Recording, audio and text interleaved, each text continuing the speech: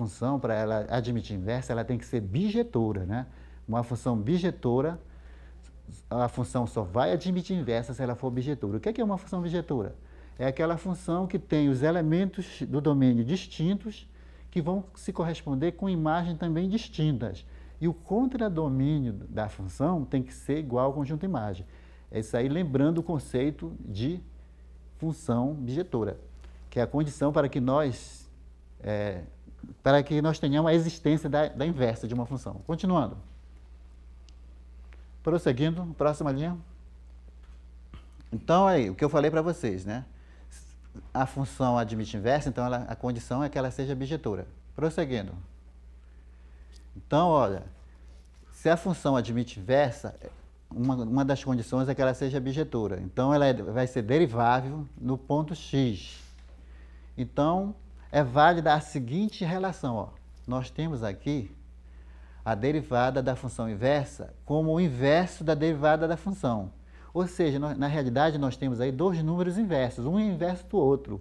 Então, nós vamos mostrar que realmente um é o inverso do outro. Então, a derivada da função inversa de uma função é o inverso da derivada da função.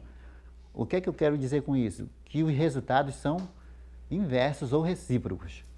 Então, vamos mostrar que essa propriedade é verdadeira. Continuando.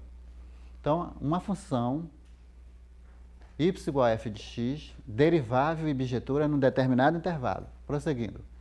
Então, nós estamos mostrando aí, ó, nós temos a derivada de uma função dx dy, no caso aí a função inversa, dx dy. Ora, a dx dy não é o inverso de dy dx? É, né? Então, aqui nós vamos passar para taxa de variação, que é para que nós possamos achar o limite. Então, continuando. Próxima linha. Ó, se o x é derivado, se o y está em função de x, então, se o Δx tende para zero, o Δy, consequentemente, vai tender a zero, tá certo? Porque um é função do outro. Então, o que é que nós vamos fazer nessa taxa de variação aí? O limite da taxa de variação Δx, Δy, quando Δy tende para zero, é exatamente uma derivada. Então, o que é que nós queremos mostrar? Que a derivada dada pelo limite Δx, Δy vai ser o inverso da derivada dada por 1 sobre Δy, Δx, né? Vai ser o inverso. Isso aí, qual é o significado? Que o limite o limite Δx, Δy, quando Δy tende para zero, vai ser o dx dy. Vai ser o número no quociente dx dy. E quando eu calcular o limite de 1 sobre Δy, Δx, eu vou encontrar quem? O inverso daquele anterior, né? Que é o 1 sobre Δy, Δx. 1 sobre Δy, Δx, não é o inverso de Δx sobre y? É. Então, nós estamos mostrando que realmente aquela relação é válida. A derivada da função inversa, né? A derivada da inversa de uma função vai ser o inverso da derivada da função. Ou seja, esses números vão ser recíprocos, vão ser inversos entre si. Então, é o que nós estávamos querendo mostrar aqui, como queremos demonstrar, que é verdadeiro, né? Geralmente, a função e as suas inversas, as suas respectivas derivadas são inversas entre si. Continuando. Então, vamos ver uma aplicação aí. Sabendo que f de x é igual a 3x menos 6, sabendo que ela é bijetiva, que é a condição da existência da inversa, vamos mostrar que isso aí é verdadeiro, né? Realmente, a derivada da inversa e a derivada de uma função são inversas entre si. Vamos mostrar. Continuando. Então, essa função ela é bijetiva, tá? Nós queremos determinar a inversa dessa função. Lá na matemática elementar, como é que nós procedíamos para determinar a inversa de uma função? Ora, nós trocamos as variáveis. O y nós substituímos por x e o x por y. Nós trocamos, né? Fazemos uma troca de variável e depois isolamos o y e determinamos, então, a função inversa. Vamos ver aqui como é que fica. Continuando. Então, nós queremos determinar a inversa da função f.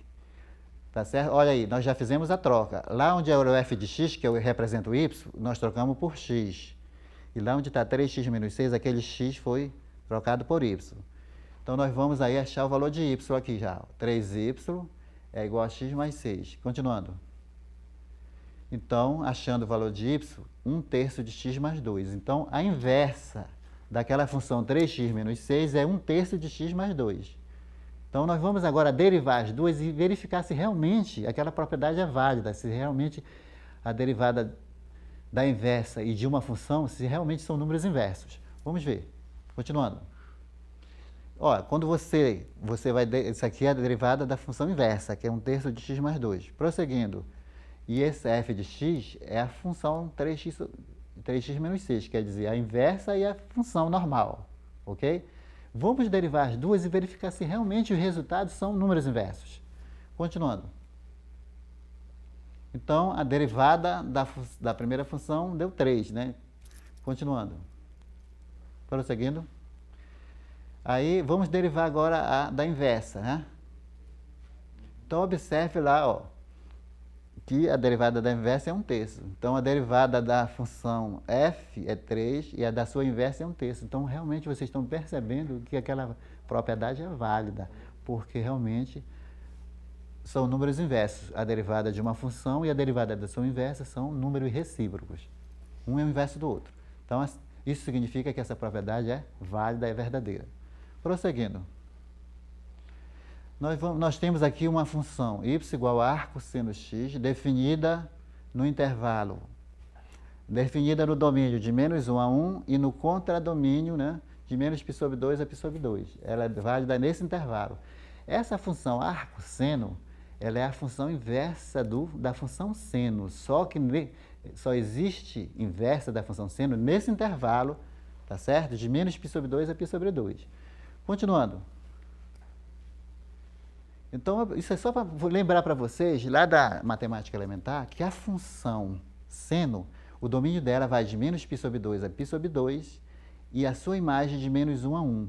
Isso aí é a função seno, mas nós queremos determinar a derivada da função inversa de seno, que é a arcosseno. Vamos ver como é que fica o gráfico. Vocês estão observando, ó, que o domínio menos π sobre 2 a π sobre 2 na função seno passou a ser a imagem na função inversa, quer dizer, né?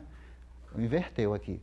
E observe que lá, -1 a 1 era a imagem da função seno e aqui passou a ser domínio. Então, houve uma troca porque houve uma inversão.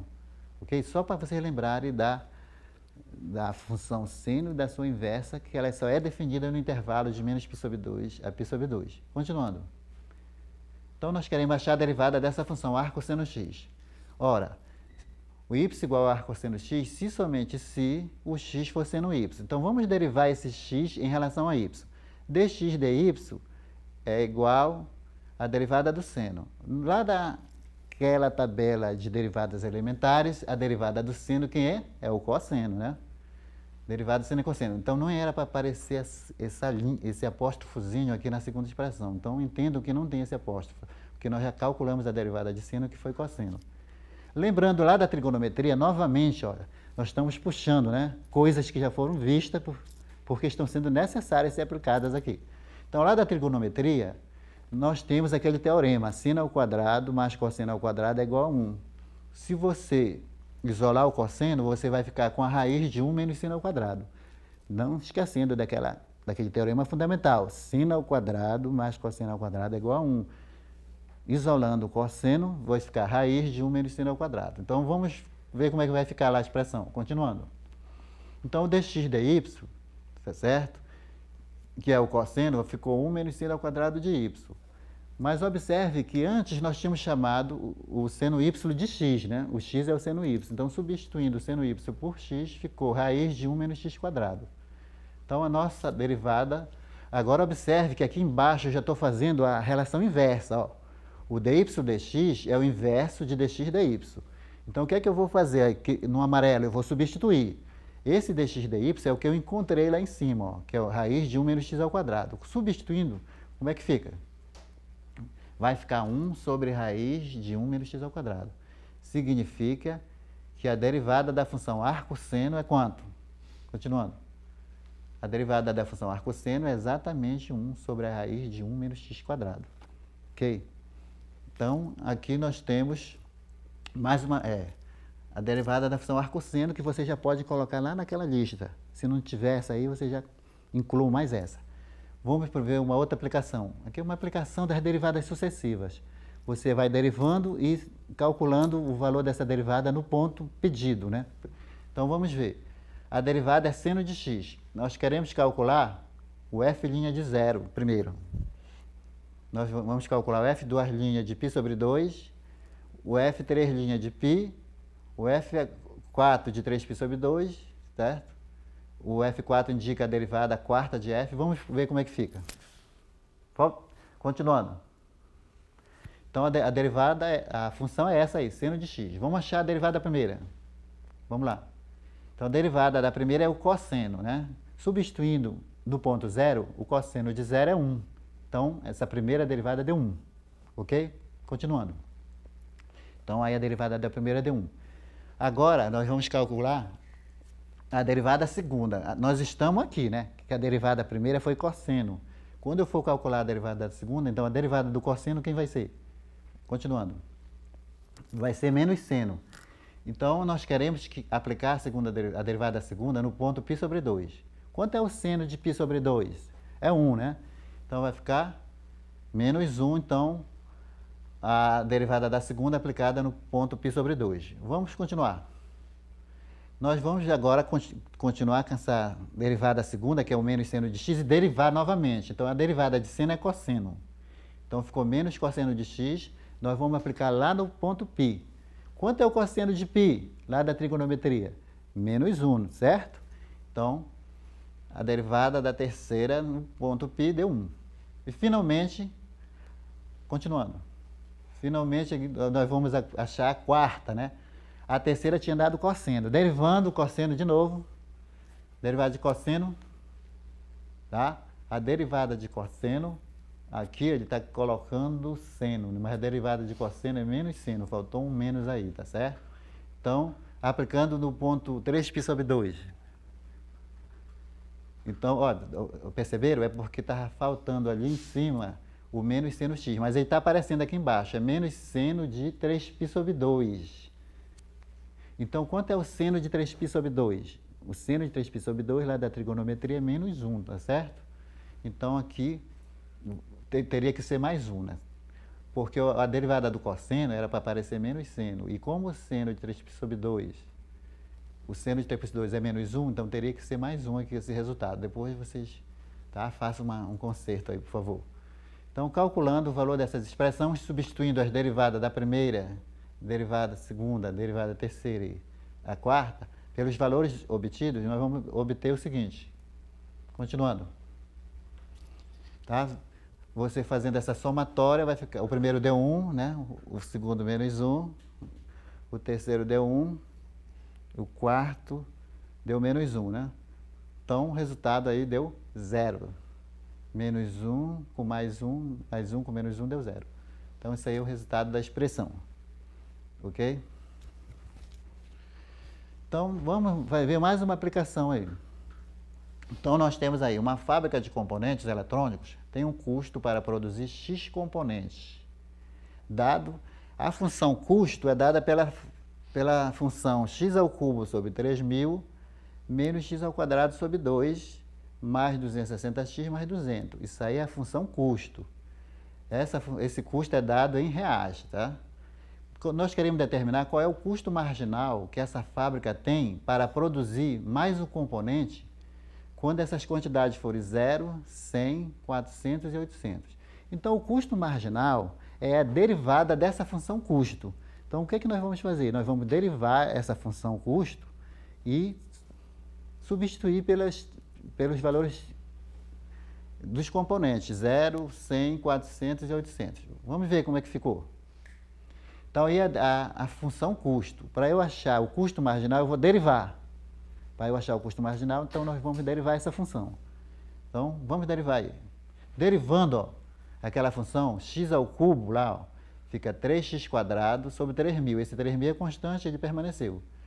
Derivando x² sobre 2, menos 2x sobre 2. Derivando aquele outro termo, 260x, derivada de x é 1, ficou 260. E o último termo, como era constante, ficou 0. Então, a nossa função custo marginal ficou essa aqui, ó, x² sobre 1.000 menos x mais 260. Então, nós vamos achar o custo marginal quando a quantidade de componentes for 0. Vamos substituir o 0 ali no x, o que é que vai acontecer? Ó? Vai anular os termos que tem em x e vai ficar R$260. Então, na quantidade 0 componentes, o custo vai ser de R$260. Vamos prosseguir. Quando a quantidade de componentes for 100, o custo marginal para 100 componentes, vamos ver quanto é que vai ser. Então, nós vamos substituir o 100 lá, né, na função, que vai dar esse cálculo aí. Ó. 10.000 sobre 1.000 menos 100 mais 260. Ok, continuando. Então, nós vamos encontrar aí, que valor? R$170. Então, quando a quantidade de componentes for 100, o nosso custo marginal será de R$170. Próximo item é quando a quantidade de componentes for 400. Nós vamos substituir lá na função, ó, vai ficar 160.000 sobre 1.000, menos 400 mais 260. Lembrem que nós estamos substituindo já no custo marginal, que é a derivada daquela primeira função. Realizando os cálculos, ficamos com R$20. Ok? E quando a quantidade de componentes for 800, você vai novamente lá na derivada da função, que é o custo marginal, e substitui o 800. Realizando esses cálculos, ficou 640.000 dividido por 1.000, né? Substituindo na função, aquela anterior, e vamos encontrar aí um resultado igual a R$100. Ok? Então, prosseguindo. Então, agora vocês vão fazer uma dinâmica, a dinâmica local, o livro-texto, página 59, exercício 5, letra E. E daqui a pouco nós voltamos para confirmar o resultado. Ok?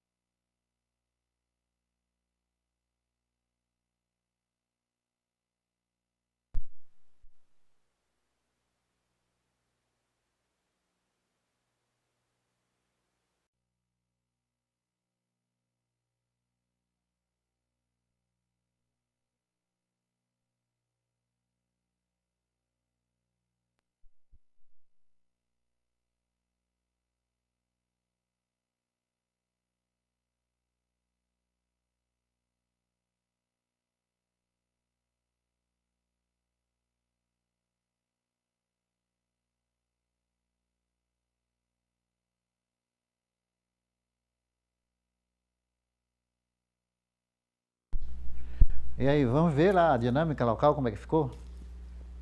Então, nós queremos achar a derivada da função arco cosseno x. Então, primeiro, nós temos aí y igual a arco cosseno x, se somente se o x for cosseno y, né? A recíproca é verdadeira. Então, y igual a arco cosseno x, se e somente se o x for o cosseno de y. Lembremos lá da trigonometria. Então, o que é que nós vamos fazer aqui na inversa da função, né? Nós vamos calcular a derivada de x em relação a y, o dx dy. Observe que nós estamos derivando aqui o lado direito da equivalência. X igual a cosseno de y, nós estamos derivando dx dy. Quando nós derivarmos dx dy, então, nós estamos derivando o cosseno de y. Nós sabemos que a derivada do cosseno é menos seno. Então, dx sobre dy é igual a menos seno y. Então, lá da trigonometria, vocês devem lembrar que nós temos aquele teorema fundamental que eu falei na anterior. Seno ao quadrado mais cosseno ao quadrado é igual a 1. Lembra da trigonometria? Então, como nós estamos precisando aí de quem? Do seno de y. Então, quem é seno? É 1 menos o cosseno ao quadrado. Tirando a raiz quadrada, nós vamos ter que o seno de y é raiz de 1 menos cosseno ao quadrado de y. Agora, observe lá em cima que o cosseno de y é o x. Então, nós substituímos o cosseno de y por x. Então, fica 1 menos x ao quadrado. Então, observe como é que ficou aqui embaixo. Ó. O seno de y é igual a raiz de 1 menos cosseno ao quadrado de y. Lá em cima, o cosseno y é o x. Então, nós substituímos aqui o cosseno y dentro do radical por x. E ficou 1 menos x ao quadrado. Agora, vamos ver como é que fica na função arcosseno. ó, o dx dy é igual, tá certo? A menos raiz de 1 menos x ao quadrado, ok? Então, quem é dy dx? Continuando aí. O dy dx é o inverso de dx dy, perfeito? Então, nós vamos substituir o dx dy que nós calculamos lá anteriormente, ó. Vocês viram que a derivada do cosseno foi menos seno, por isso que apareceu aquele menos na frente do radical, menos raiz de 1 menos x ao quadrado. Então, fazendo dy dx como o inverso de dx dy, nós vamos substituir, ó, porque nós estamos calculando a derivada da função arcosseno. Então, é o dy dx que nós estamos calculando, tá certo? Então, esse dy dx é o inverso de dx dy. Como o dx dy que nós calculamos, que nós encontramos, é menos raiz de 1 menos x ao quadrado, nós vamos substituir. Então, a nossa derivada da função arco-cosseno vai ser igual. Próxima linha. Então, a derivada da função, ó, o dy dx, ele é o inverso de dx dy. Então, significa que a derivada de y em relação a x é igual a menos 1 sobre raiz de 1 menos x ao quadrado. Isso aí vai ser a derivada de quem? Do arco-cosseno. Então, mais uma derivada para a gente colocar naquela tabela de derivadas elementares. O y é igual a arco-cosseno x, então a sua derivada vai ficar igual, tá, a menos 1 sobre raiz de 1 menos x ao quadrado. Isso que nós estávamos pretendendo obter, né, a derivada da função arco-cosseno. Nas próximas aulas eu vou tentar fazer mais devagar, tá? Levar mais lentamente. Parece que está um pouco, né? Tem muitas informações passando e fica meio difícil de acompanhar, mas eu vou tentar nas próximas aulas, tá certo? Reduzir mais a velocidade para que vocês possam acompanhar. E aquele exercício que me pediram para eu fazer, como o tempo não vai dar, né? Já está terminando, foi aquele exercício que nós fizemos na aula, mas numa outra oportunidade a gente refaz aquele exercício, perfeito? Então, uma boa noite para vocês. Vocês vão continuar agora com o professor Clício.